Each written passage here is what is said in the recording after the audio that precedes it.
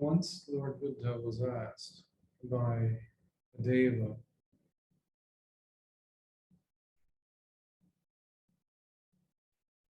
as to how he had crossed over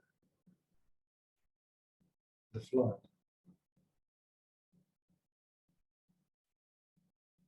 And Lord Buddha responds by saying, by not stopping, nor by struggling, did I cross the flood.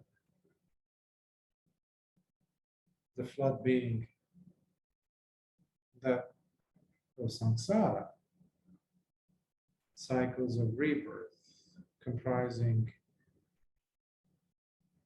sensuality, the desire to become, ditthi, which is views, opinions, one's own narratives, if you will, and avijja. When we hear the term flood or ogha in Pali, it's referring to one, basically it's comprised of these four. That's the flood that needs to be crossed. But how? With the not stopping, with the not struggling. How does that work? And the deva is also confused when he's asking for clarification. And Lord Buddha responds by saying, well, when I tried stopping, I sank, I began drowning. And when I struggled, I saw myself being swept away by the flood. We can look at this especially in the context of the middle path. The Noble Eightfold Path is the middle path. It helps us to find our bearing. Just nudge it a little bit to this side, fix it, and just make sure that we're balanced. If you've ever flown a plane or seen a cockpit or how it looks on their, I guess, the dashboard of a pilot, there's this horizon, the globe that indicates the positioning of the aircraft against the horizon. And you need to make sure that your wings, the plane's wings, match up with the horizon.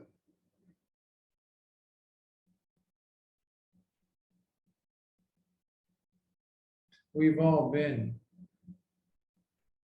in that stage or phase where we feel like, okay, I'm pushing too much, I'm pushing, or I'm not trying hard, or I need to just pull back, I need to just relax and relax and relax, and you get so relaxed that you start sinking.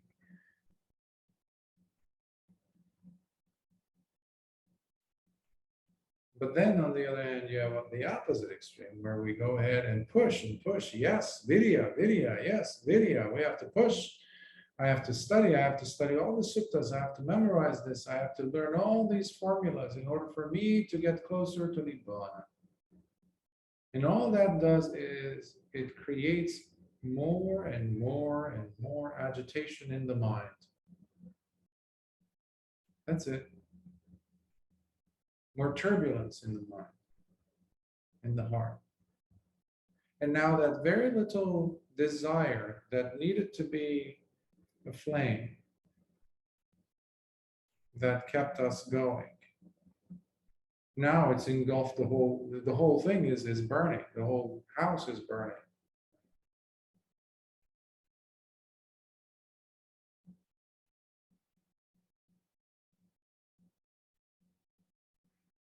Growing up in our house, in our home, in our apartment, actually, we had this water heater, and the water heater was inside the bathroom. It was a very small bathroom. We had, well, the latrine or the WC, and you had the area where you would shower, but it was not separate. It was just a single small room. Plus, you had this big cylindrical contraption right there at the corner, and next to it, there was this, I don't remember if it was diesel or kerosene, but basically one of those two. And my mother or father had to light it up just to keep it burning enough so that there would be enough warm water. Now that I think of it, it was pretty dangerous. I would look at it, I would carefully look at it, and I would just be mesmerized. I would just like look at that. And be, just tiny little flame that's heating up this whole thing, but it's consistent. The moment, if you spilled some water, some droplets of water went on it, the light would go out, the fire would go out, and then I had to go and ask my dad or someone to come and light it up. I was very young. I was thinking it was like 6 or 7.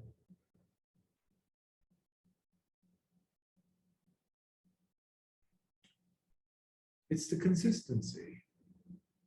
The moment you stop, you drown.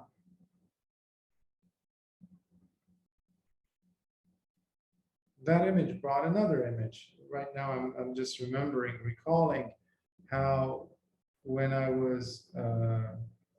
used to be scared of the water. So one of the things that I wanted to do was to go ahead and learn how to scuba dive.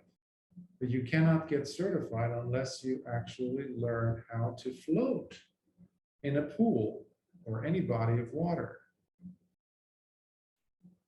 So I passed all the other exams and tests and ocean dives, this and that, but they refused to give me the license until I was able to do the laps plus float in the water for about 10 minutes. And the instructors were standing at the edge of the pool with their timers. So I had to go and sign up at a gym, get a gym membership that had a pool where I would teach myself how to be in the water. And I was terrified of the water, to just not be touching the bottom, etc. All these things that most people are scared of when it comes to water. Whoever has the phobia, that is. And then I saw that the moment I was trying to just stay still, I was sinking, I was drowning. But when I was really getting frazzled, I was struggling to not drown, I was again drowning. So I said, there must be a sweet spot. There must be just the right motions. Instead of aerodynamics, I guess the aquadynamics, I could just move my hands in a certain way. And I did some research and I asked. And yes, it was just this kind of motion, side to side, just gently. And trying to relax the tummy, relax the neck, relax the body. Nevertheless, you're creating that consistent motion. And you don't drown.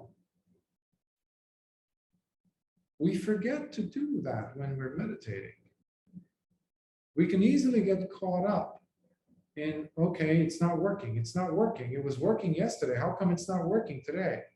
I'm sitting more hours and nothing's happening. So what do? We get desperate. We push. Bad idea. We're going to be swept away. That's what Lord Buddha says.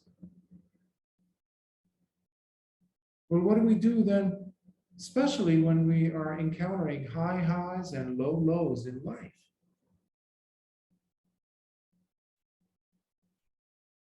Of course, when you're in the world, in the marketplace, in the mundane world, conventional world, sometimes you have to push and push and push to get yourself out of a ditch with consistency, but you still must maintain discernment and understanding. But we have to be even more careful when we're taking that methodology, that technique, and bringing it into the Dhamma practice.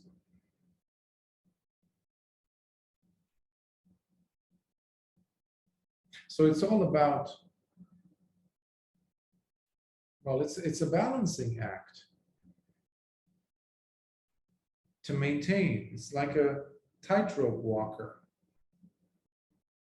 balancing yourself.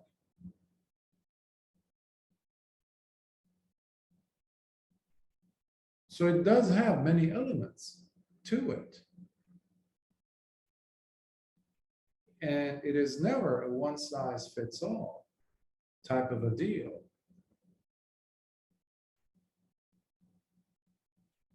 We have to address several factors, but above all, we need to study ourselves and see which part of the Dhamma also fits our own personality, meaning not compare notes. For example, you might be speaking with someone, a friend, a Kalyana Mitta, and they might share something, or you might read in a sutta something wonderful, and you're like, yeah, I want to do that. Well, that was the medicine that was provided for that person by the Buddha, let's say, given certain conditions. We can definitely extract things from that, lessons, teachings, and apply those.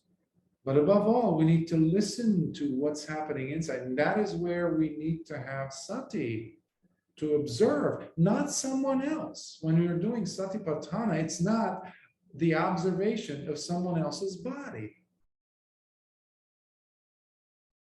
It is not someone else's Vedana.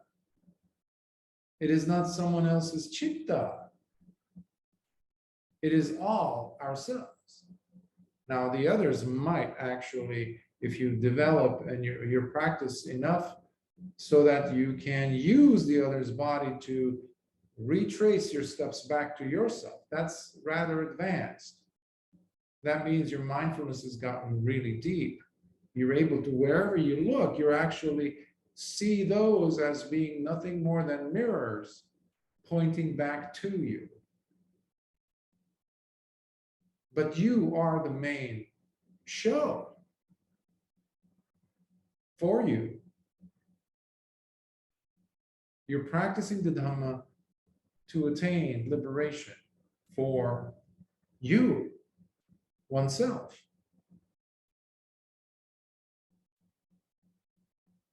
Hence, we need to spend the most time trying to understand. But often, we just take ourselves for granted. This is who it is. This is me. This is who I am. Asmimana, the conceit I am, means you don't question this sense of selfhood that you claim to have. This unchanging part of you that you say, this is me, and now I have to match the world to that. I have to chisel, I have to clip, I have to trim the world, ideas, things to match my taste buds, to match my worldview. And that is what Lord Buddha calls Sakkaya Ditthi. So you're always working,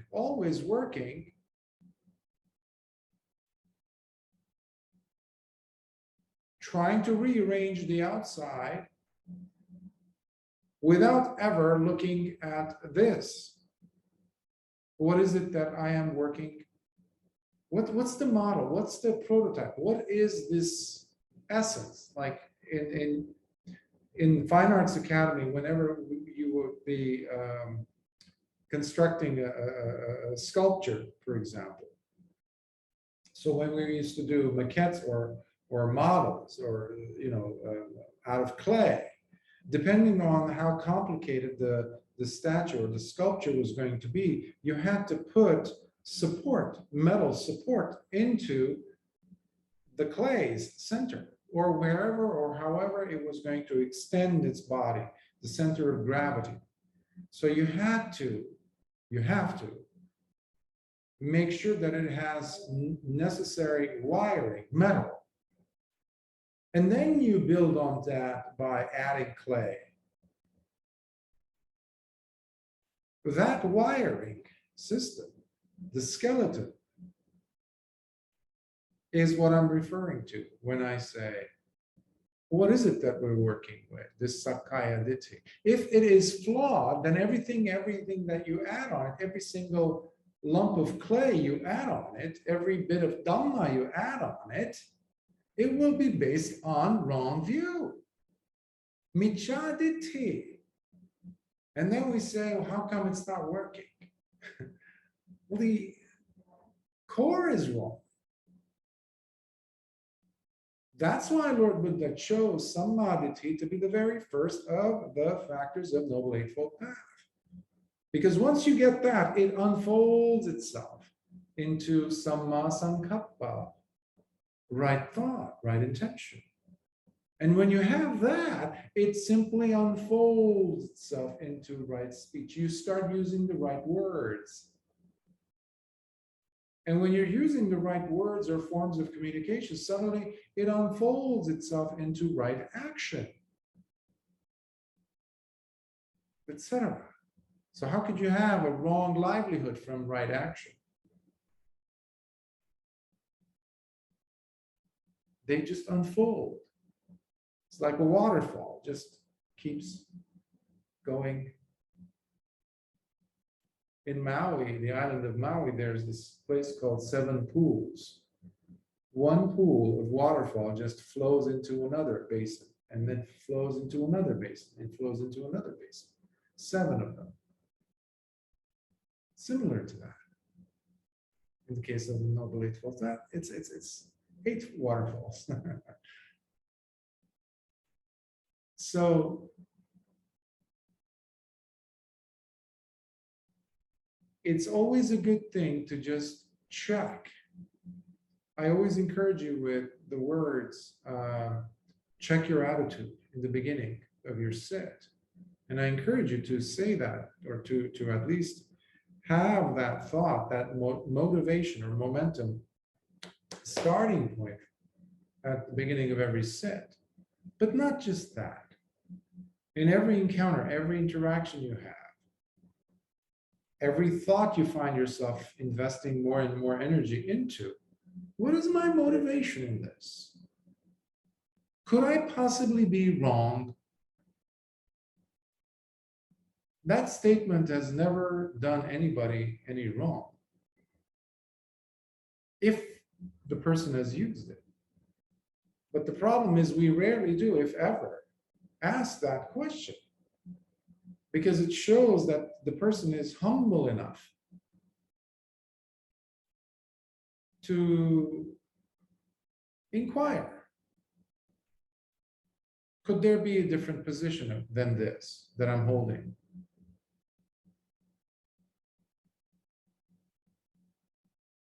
Because oftentimes we are drowning, we are sinking, and we are complaining against the water. We're saying the water has some problem with it.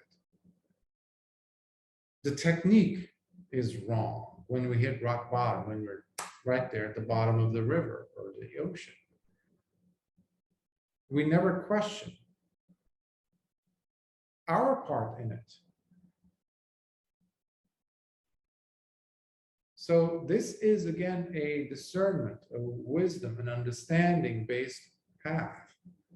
We are responsible for cutting ourselves loose from samsara. No one else is. And yes, we have the ability, and if we have the right karmic fruits, and we have the willingness to go after it, and we have the means, in this time and in this age, we have a good chance that we will encounter the Dhamma, but will we recognize it? That is the key. That is the main question. Will we recognize it? And if we do recognize it, how will we work with it? Oftentimes, like many of the other formulaic structures that are found within the Dhamma, the Noble Eightfold Path is oftentimes seen as none other than, or nothing more than, just a formula. Yeah. Right view, right action, right mindfulness. We're good. We don't see the connection with our lives, direct connection to that, and how that can influence us to the better. That's what Lord Buddha is saying. When I no longer stopped, when I was no longer stopping, nor when I was struggling, that's when he saw the sweet spot, when he was floating just gently to stay afloat, just moving just right amount, just the right amount. And I highly encourage you to be inspired, to read from the suttas, be inspired by the stories we find there, and see some relevance, some aspects that we can take out and apply into our lives, and we test. But as we're doing that, let us keep the door open on the possibility that my worldview might actually be incorrect. Because if we don't have that approach, chances are we are starting wrong, on the wrong path, meaning we're starting with wrong view. And many people are starting or continuing living their lives and believing that they're following the Eightfold Path, but they're not, because they haven't even entered the path of practicing the Noble Eightfold Path, because their views are just obstructing. Things have to be the way the person feels. Okay, this is proper. Now it's okay. Now I can accept. Now I can go ahead. It has fulfilled the necessary requirements. That's not how the Dhamma works. You don't negotiate with the air you're breathing into your lungs, You breathe. Because if you don't, you die.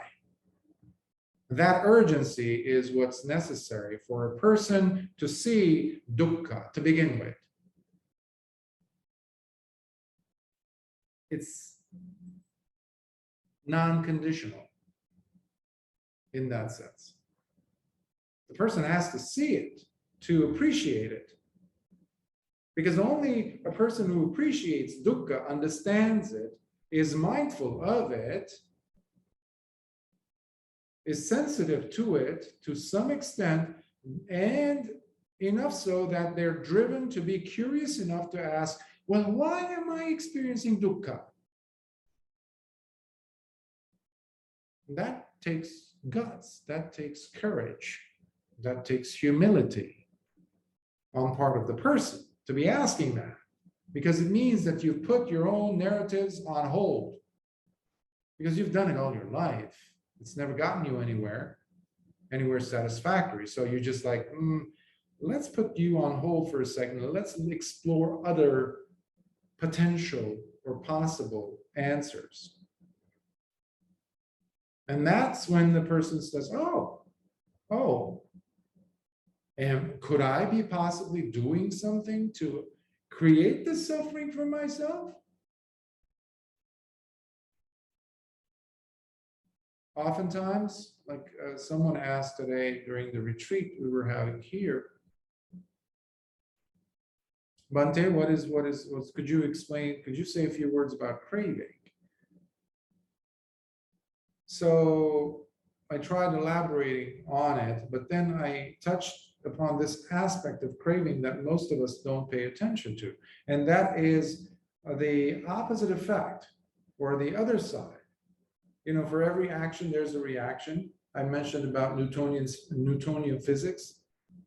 If you apply a certain force to move an object in a certain direction, well, it has its impact in the opposite direction. You're moving away from that as you're moving into this direction. The same amount, equal. So even if you use that aspect of physics and apply it here in reference to craving. So why am I craving something? Well, because I am doing the opposite, feeling the opposite towards something else. It's opposite. Sometimes that is the impetus, that is the drive. We just want to run away from this so bad that we reach over for the opposite. And when we try to grasp hold of something which is the opposite, and we can't, suffering and suffering, because we didn't like that. That's why we were running away from it. Usually whatever happens. And most of the things that happen in life don't necessarily go according to our original plans. So we're always fighting. There's another definition for the flood for you. For dukkha. So the person has to be curious enough to be going through these, well, running through these questions for oneself, for one's own safety, for one's own sanity, for one's own release, nirodha. Like I mentioned today, we talk about cessation in this path. But cessation of what, really?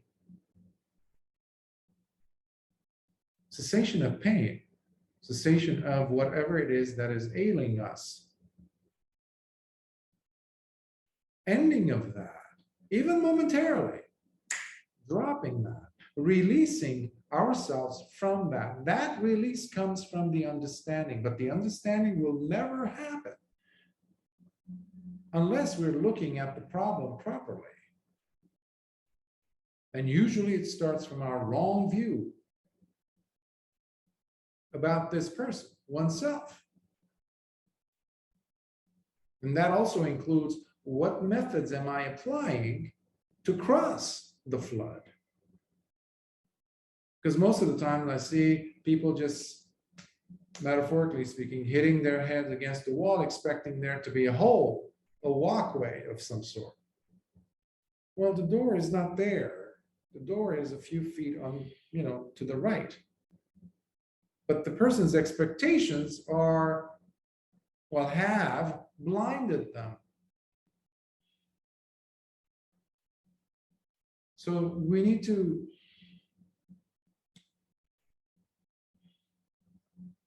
approach it with some level of reason, which, by the way, is the absence of avidya. When you're applying reason, even just plain old logic, that can get you, quite far in this path. But logic is not going to get you to cross the flood. It will help you tremendously because you still need confidence or trust, the faith which we call saddha.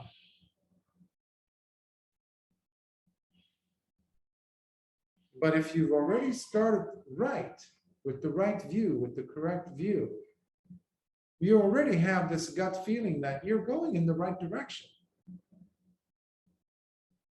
And you stop pushing and shoving and struggling in the water.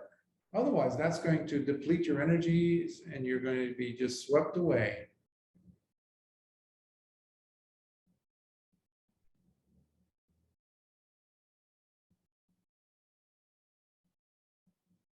So try to find that middle path. Try to find that right balance,